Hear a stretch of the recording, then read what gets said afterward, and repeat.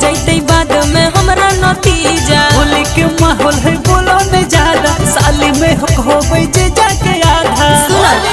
अरे बाद में दगिया छुटतै नहीं, धोबै के तनो लेके सरफ से।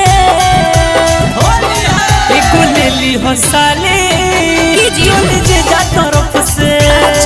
एको ले ली हो साली चोली जे जा तरफ से।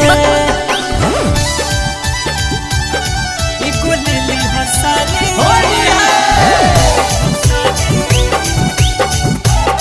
चोली जे जा तरफ से।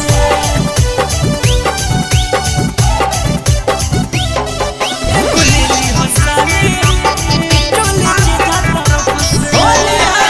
भीतरी जैते रंगवा चीज कर जैते असरावा। आज भरिए साली रोंगा वाला सोला बरावा। देखो जीजा ढेर नहीं बोलो।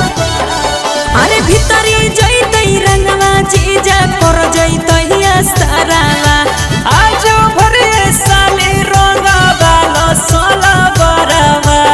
अच्छा लगो है बड़ी ठंडा रंगवा, घोरै छ तो लेके बरफ से। एको ले ली हो साली चोली जे जा तरफ से। एको ले ली हो साली चोली जे जा तरफ से। एको ले ली हो साली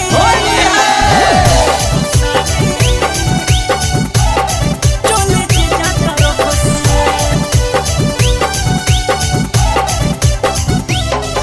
एको ले ली हो साली चोली जे जा तरफ से। भोर गहलै ऊपर नीचे करैला सलस हो। एक बेरी ललका ले खरीद हम बहस हो।